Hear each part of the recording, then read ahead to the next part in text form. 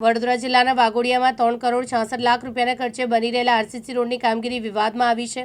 જય અંબે 4 રસ્તાથી માડવધર રોડ પર મંગલમૂર્તિ સુધી ચાલી રહેલા કામગીરીમાં ગુણવત્તાનો અભાવ, નિયમના ઉલ્લંઘન અને ભ્રષ્ટાચારના આક્ષેપો ઉઠતા સ્થાનિકો તેમજ રાજકીય આગેવાનોમાં ભારે રોષ જોવા મળી રહ્યો છે। વાઘોડિયામાં જય અંબે 4 રસ્તાથી માડવધર રોડ મંગલમૂર્તિ સુધી આરસીસી રોડની કામગીરી છેલ્લા 2 મહિનાથી ચાલી રહી છે। રોડની કામગીરી શરૂ થયાની તરત તેની ગુણવત્તા અને મજબૂતાઈ અંગે સવાલ ઊભા થયા છે। સ્થાનિક રહીશો અને વેપારીઓ દ્વારા એસ્ટિમેટ મુજબ કામગીરી ન થતી હોવાની ફરિયાદો કરવામાં આવી રહી છે। પૂર્વ જિલ્લા પંચાયત કારોબારી અધ્યક્ષ નિલેશ પુરાણીએ આ મામલે સંબંધિત અધિકારીઓ સમક્ષ ગંભીર રજૂઆતો કરી છે। અમારી ભારતીય જનતા પાર્ટીની સંવેદનશીલ સરકાર લોકોની સુખાકારી માટે માનનીય ભૂપેન્દ્ર પટેલ સાહેબ એવું કહે છે કે તમે કામ માંગો એટલા રૂપિયા સરકાર પાસે છે, તો જનતાના પરસેવાની કમાણી વડે આજે રોડનું કામ આશરે 3 મહિના કરતાં વધારે ટાઈમથી ચાલી રહ્યું છે। તો તંત્રને આજે હું ત્રીજી વાર ફોન કર્યો કે આ એસ્ટિમેશનની અંદર આજે પથરાયેલો લાલ પથ્થર દેખાય છે કે ખરેખર રોડના એસ્ટિમેશનમાં આવે છે, જો નહીં તો તાત્કાલિક લઈને મજબૂત નાખવામાં આવે, અને જો આવતો હોય તો મળતો નથી। પણ સરકારી એસ્ટિમેશન પ્રમાણે જે કરોડો રૂપિયા ખર્ચાઈ રહ્યા છે એ લોકોના ટેક્સના પરસેવાના પૈસા છે।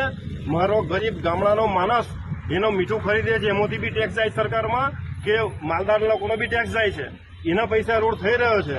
તો આપ જનતા લોકશાહી માટે આપ બધા અમારી ચોથી જાગીર છો, એટલે આપના માધ્યમથી લોકોને પણ કહું છું કે તમારા ટેક્સ નાના થાય છે ને તંત્ર જે ઊંઘતું હોય એને ફરી કહું છું કે અમારી સરકાર જ્યારે આટલા બધા પૈસા ખર્ચીને કામ કરાવતી હોય તો આ રોડની ગુણવત્તા જુઓ, રોડનું એલાઇનમેન્ટ જુઓ બરાબર છે કે કેમ, પ્લસ સોસાયટીમાંથી પાણી નીકળશે કે કેમ એ જુઓ।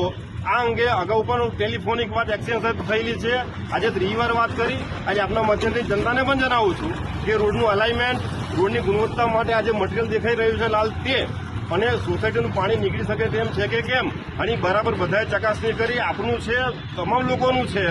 લોકશાહીનો મતલબ છે કે લોકો વડે, લોકો માટે અને લોકોની જ સરકાર, એટલે લોકો પણ એટલે જાગૃત થાય એવું આહવાન કરું છું। અને તંત્રને આપણા માધ્યમથી પણ ફરી જણાવું છું, લેખિત પણ આજે જણાવું છું, મૌખિક તો હું જણાવેલું જ છે।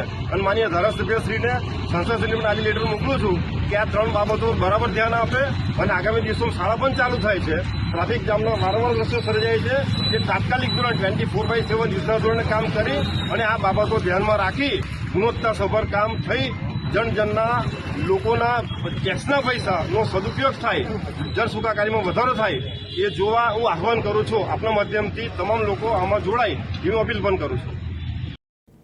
સંદીપ પટેલ, દિવ્યાંગ ન્યૂઝ, વાઘોડિયા, વડોદરા।